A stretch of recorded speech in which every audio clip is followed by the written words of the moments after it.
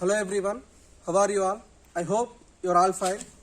So, children, మనం previous క్లాస్లో future perfect tense గురించి డిస్కస్ చేస్తూ ఉన్నాం కదా.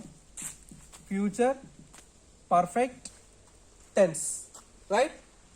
ఈ ఫ్యూచర్ పర్ఫెక్ట్ టెన్స్లో ఫస్ట్ మనం ఒక పాజిటివ్ సెంటెన్స్ ఎలా ఫామ్ చేయాలనేది నేర్చుకున్నాం. దానికి ఒక ఫార్ములా నేర్చుకున్నాం. ఆ సెంటెన్సెస్ని ఎక్కడెక్కడ యూజ్ చేస్తామనేది నేర్చుకున్నాం. తర్వాత ఆ పాజిటివ్ సెంటెన్స్కి ఉన్న ఫార్ములాలో చిన్న చేంజెస్ చేసుకొని తర్వాత నెగిటివ్ సెంటెన్స్ కూడా ఫార్ములా రాసుకున్నాం. తర్వాత దాని నుంచి సెంటెన్సెస్ ఫామ్ చేసాం. అది ఎక్కడెక్కడ యూజ్ చేస్తామనేది కూడా విల్. సో మనకి ఫ్యూచర్ పర్ఫెక్ట్ టెన్స్లో పాజిటివ్ ఇంకా నెగిటివ్ సెంటెన్సెస్ కంప్లీట్ అయిపోయాయి. సో ఇన్ టుడేస్ క్లాస్ ఈ పాజిటివ్ సెంటెన్స్ నుంచి ఈ నెగిటివ్ సెంటెన్సెస్ నుంచి you are going to form questions. That means questions అంటే మనం ఇంకొక పేరు ఏం చెప్పుకున్నాం, క్వశ్చన్స్ని మనం ఎలా పిలవాలి, జనరల్గా ఇంటరాగేటివ్ సెంటెన్సెస్ అంటామని చెప్పుకున్నాం. ఇంటరాగేటివ్ సెంటెన్సెస్ కదా. సో ఈ ఇంటరాగేటివ్ సెంటెన్సెస్ ఎలా ఫామ్ చేయాలి, దానికి ఉన్న మనకి ఫార్ములా ఏంటి, ఎలా డిఫరెంట్ టైప్స్లో ఫస్ట్ పాజిటివ్ సెంటెన్స్లో ఎలా ఫామ్ చేయాలి, నెగిటివ్ సెంటెన్స్లో ఎలా ఫామ్ చేయాలి అనేది you will discuss in today's class. Okay, so మనం ఫస్ట్ ఏం చేయాలంటే ఇప్పుడు మనం ఫస్ట్ పాజిటివ్ సెంటెన్స్ నుంచి క్వశ్చన్ ఫామ్ చేద్దాం అనుకున్నాం. తర్వాత నెగిటివ్ సెంటెన్స్ నుంచి మళ్ళీ క్వశ్చన్ ఫామ్ చేద్దాం అనుకున్నాం. So first we will write positive sentence formula ఇక్కడ రాసుకొని తర్వాత ఆ సెంటెన్స్ అనేది ఫామ్ చేసుకుందాం. ఓకే, ఫస్ట్ మన ఫార్ములా ఏంటి, subject plus will have. Okay, next plus main verb should be past participle, that means V3.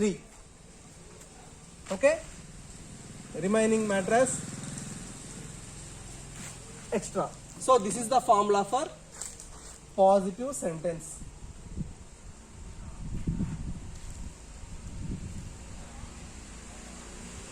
ఇది మనం ఒక పాజిటివ్ సెంటెన్స్ ఫామ్ చేయడానికి నేర్చుకున్న ఫార్ములా. సో ఇప్పుడు దీన్ని బేస్ చేసుకొని మనం నిన్న జనరల్గా రాసుకున్నాం కదా ప్రీవియస్ క్లాస్లో, అటువంటి సెంటెన్సెస్ ఒకటి రాసుకున్నాం. So first we take subject as I. Next ఏముంది సబ్జెక్ట్ తర్వాత will have. I will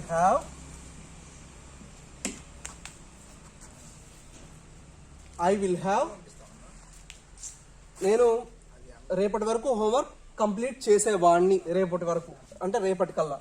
I will have finished my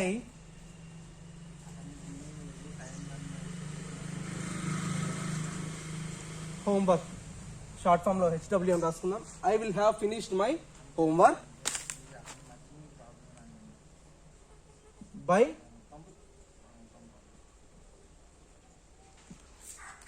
So this is the sentence.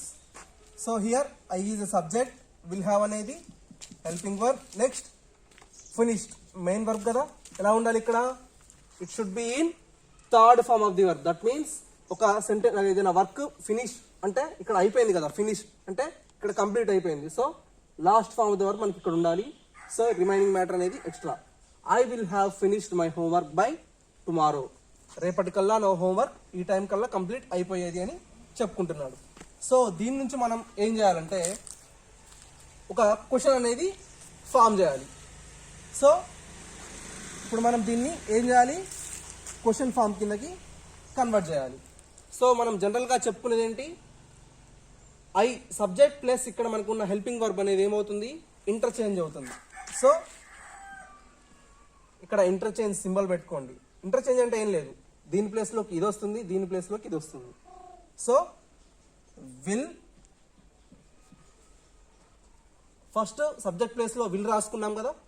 So ఇక్కడ మనకున్న సబ్జెక్ట్ ఏంటి, ఐ అంటే ఎవరు, నేను.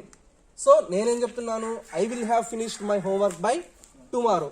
రేపటికల్లా నా హోంవర్క్ ఫినిష్ అయ్యి ఉండేదని నేను చెప్తున్నాను. సో ఇక్కడ నన్ను క్వశ్చన్ చేయాలి కదా. సో అప్పుడు మీరేం క్వశ్చన్ చేస్తారు, ఐ అనే సబ్జెక్ట్ ఏమవుతుంది అక్కడ, ఇప్పుడు నేను చెప్పాను కాబట్టి ఐ అని చెప్పాను నా సెల్ఫ్. సో నేను చెప్పింది ఐ. మీరు అడగాలంటే ఎలా అడుగుతారు, నన్ను నువ్వు అని అడుగుతారు కదా, నువ్వు కంప్లీట్ చేసేవాడువా అని అడుగుతారు.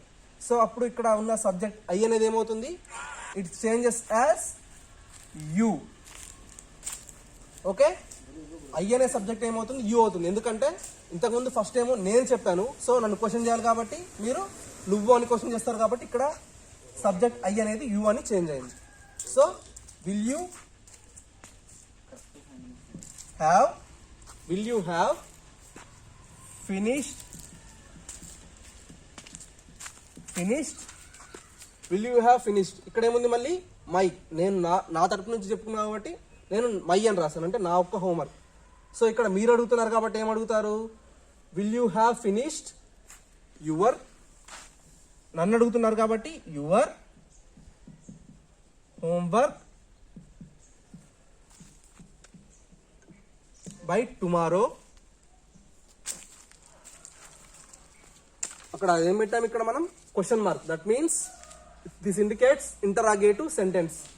So will you have finished your homework by tomorrow, రేపటికల్లా నువ్వు నీ హోంవర్క్ కంప్లీట్ చేసేవాడివా అనేది ఈ సెంటెన్స్ యొక్క meaning.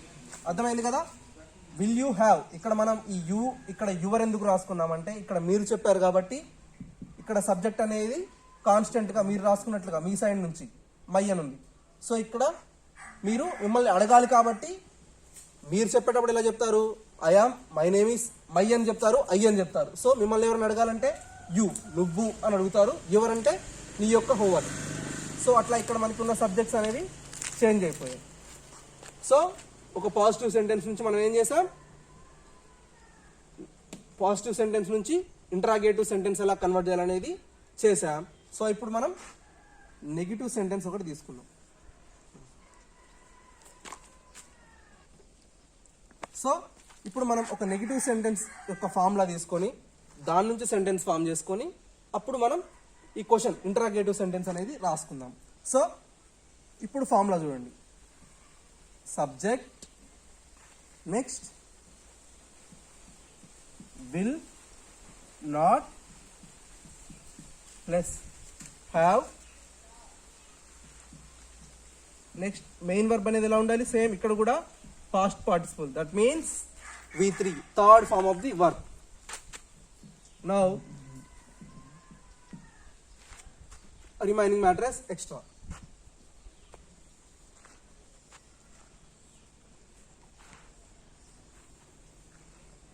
So this is the formula for negative sentence, this is for positive sentence. ఇప్పుడు ఏం చేయాలి, మనం ఈ ఫార్ములాను బేస్ చేసుకొని ఒక నెగిటివ్ సెంటెన్స్ రాసుకోవాలి.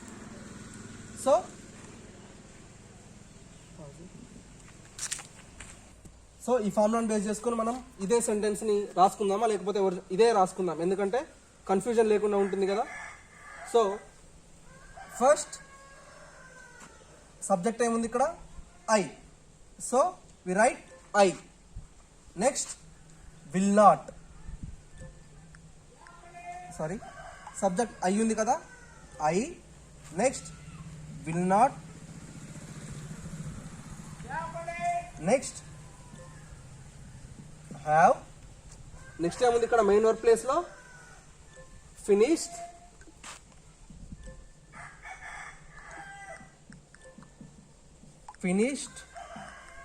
మెయిన్ వర్బ్ ప్లేస్ లో ఫినిష్డ్ రాసుకున్నాం. Next extra my homework by tomorrow.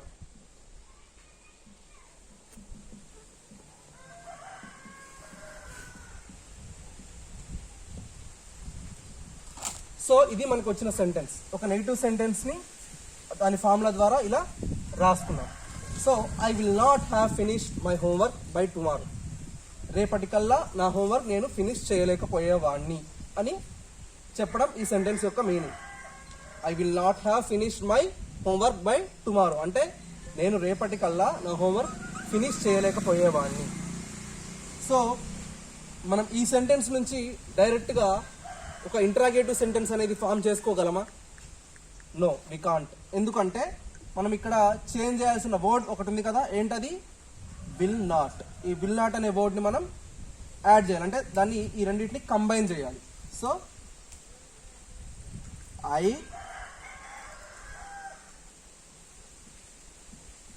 won't have finished same ఇక్కడ ఉంది, జస్ట్ మనం ఈ విల్ నాట్ అనే వర్డ్ని మాత్రమే కంబైన్ చేసాం. రిమైనింగ్ మొత్తం యాజ్ ఇట్ ఈస్గా రాసుకున్నాం. My homework by tomorrow. So ఈ నెగిటివ్ ఫార్ములాని బేస్ చేసుకుని ఒక నెగిటివ్ సెంటెన్స్ అని అయితే కంప్లీట్ చేసుకున్నాం. సో ఇప్పుడు మనం ఏం చేయాలంటే ఈ సెంటెన్స్ని ఇంట్రాగేటివ్ సెంటెన్స్ కిందకి ఫామ్ చేయాలి. ఒక నెగిటివ్ సెంటెన్స్ని ఏం చేయాలి, ఇప్పుడు ఇంట్రాగేటివ్ సెంటెన్స్ కిందకి ఫామ్ చేయాలి. So this is a question. ఇప్పుడు మనం ఏం చేయాలి, ఈ రెండు ప్లేసెస్ని ఏం చేయాలి, ఇంటర్చేంజ్ చేయాలి. సబ్జెక్ట్ ప్లస్ ఇక్కడ ఉన్న హెల్పింగ్ వర్బ్ అనేది it should interchange. So won't, దీని ప్లేస్లోకి ఇది వస్తుంది కదా, ఈ సబ్జెక్ట్ ప్లేస్లోకి. సో వోంట్, ఇక్కడ ఏముంది ఐ. మనం ఇందాక ఏం చెప్పుకున్నాం, I won't have finished my homework by tomorrow, అంటే నా హోంవర్క్ రేపటి వరకు కంప్లీట్ అయ్యేది కాదు అని ఇక్కడ చెప్పాం. సో ఇక్కడ మేము మిమ్మల్ని అడగాలి, రేపటి వరకు నీ హోంవర్క్ కంప్లీట్ అయ్యేదా అని అడగాలి. సో అప్పుడు ఏమైంది, వోంట్ సబ్జెక్ట్ ఐ ఉంది కదా, ఐ ఏమవుతుంది, ఇట్ విల్ బికమ్ యూ. ఎందుకంటే ఇందాక చెప్పుకున్నట్లుగానే ఇక్కడ మీరు చెప్పారు, ఇక్కడ మేము మిమ్మల్ని అడగాలి. So won't you, won't I ప్లేస్లో యూ వచ్చింది. So remaining have finished, won't you have finished. ఇక్కడ ఏముంది, మళ్ళీ మై ఉంది, అంటే నా యొక్క. సో ఇదేమవ్వాలి, ఈ సబ్జెక్ట్ అనేది it should change to you, అంటే ఐ అనేది యూ అయింది. మై ఏమవుతుంది, your.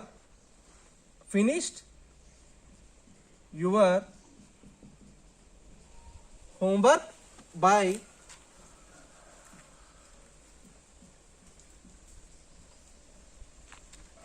question mark is compulsory because this is interrogative sentence. So ఇక్కడ చూడండి, won't you have finished your homework by tomorrow, అంటే రేపటికల్లా నీ హోంవర్క్ ఫినిష్ అయ్యేది కాదా అని అడిగారు. సో చూడండి, ఫస్ట్ మనం ఒక పాజిటివ్ సెంటెన్స్కి ఫార్ములా రాసుకున్నాం. తర్వాత దాని నుంచి ఏం చేసాం, ఒక పాజిటివ్ సెంటెన్స్ అనేది ఫామ్ చేసుకొని జస్ట్ సబ్జెక్ట్ ఇంకా హెల్పింగ్ వర్బ్ ప్లేసెస్ ఇంటర్చేంజ్ చేసుకుంటే మనకి question form of the sentence అనేది వచ్చేసింది. That means interrogative form. So తర్వాత ఒక నెగిటివ్ సెంటెన్స్ ఫామ్లా తీసుకున్నాం, మనం ప్రీవియస్ క్లాస్లో చెప్పుకుంది. దాని నుంచి నెగిటివ్ సెంటెన్స్ రాసుకొని ఈ విల్ నాట్ అనే వర్డ్ని కంబైన్ చేస్తే మనకి ఒక పర్ఫెక్ట్ మీనింగ్ వస్తుందని మనం నిన్న క్లాస్లో మనం చెప్పుకున్నాం కదా, ఇలా ఇటువంటి వర్డ్స్ కొన్ని ఉన్నాయని. దాని గురించి ఎగ్జాంపుల్స్ కూడా ఇచ్చాం. సో ఈ ప్లేసెస్ ఇంటర్చేంజ్ చేసుకుని ఇక్కడ కూడా మీరు ఐ వచ్చినప్పుడు మాత్రమే, ఎందుకంటే మీరు మీ గురించి చెప్పుకుంటున్నారు, మిమ్మల్ని ఎదుటి వాళ్ళు క్వశ్చన్ చేసేటప్పుడు ఐ అనే వర్డ్ క్వశ్చన్ ఫామ్లోకి వచ్చినప్పుడు యూ అవుతుంది, మై అనేది యువర్ అవుతుంది. సో ఇది మాత్రం మీరు గుర్తుపెట్టుకోండి. ఇక్కడ ఐ అని వస్తే అది ఇంటరాగేటివ్ సెంటెన్స్లో చేంజ్ అయ్యేటప్పుడు it will become you, my becomes your. So ఇలా మనం పాజిటివ్ సెంటెన్స్ నుంచి నెగిటివ్ సెంటెన్స్ నుంచి ఇంటరాగేటివ్ ఫామ్ చేసుకునే ప్రాసెస్ ఇది. సో అర్థమైంది కదా. ఇట్లా మీకు ఇచ్చే వర్క్ ఏంటంటే ఇలానే ఏవైనా ఒక సెంటెన్సెస్ ఫస్ట్ మీరు ఒక సెంటెన్స్ ఐతోనే తీసుకోండి, ఎందుకంటే మీకు ఈ సెంటెన్స్ ఇలా ఫామ్ చేయడం అనేది అర్థమవుతుంది. సో నెక్స్ట్ ఇంకో డిఫరెంట్ ఒక 4 సబ్జెక్ట్స్ తీసుకొని ఇట్లా మీరు సెంటెన్సెస్ ఫస్ట్ పాజిటివ్ ఫామ్లో రాసుకోండి, తర్వాత ఈ సెంటెన్స్ కింద ఇంటరాగేటివ్ సెంటెన్స్. ఇక్కడ కూడా సేమ్ నెగిటివ్ సెంటెన్స్ ఫామ్లో సెంటెన్స్ దాన్ని కంబైన్ చేయడం, నెక్స్ట్ ఏం చేయాలి, ఇంటరాగేటివ్ సెంటెన్స్ ఫామ్ చేయడం. సో ఈ ప్రాసెస్లో మీరు ఒక సెంటెన్స్ ఫార్మేషన్ అని చేసి దాన్ని ఏమంటారు మళ్ళీ ఇంటరాగేటివ్ సెంటెన్స్లో కన్వర్ట్ చేశారనుకోండి, మీకు ఈజీగా మీకు ఫస్ట్ నుంచి అంటే డైరెక్ట్ చేంజ్ చేయడం కాకుండా పాజిటివ్, నెగిటివ్, ఇంటరాగేటివ్ సెంటెన్స్ అన్నీ ఒకేసారి గుర్తుంటాయి, మీరు మర్చిపోకుండా ఉంటారు. So this is your class today. మీకు చెప్పినట్టుగానే ఒక 5 సెంటెన్సెస్ ఫామ్ చేసి మీ గ్రూప్లో మీరు పోస్ట్ చేయండి. I will check and correct it. So that's your class today. We will discuss the remaining topic, next topic in the next class. Okay, bye.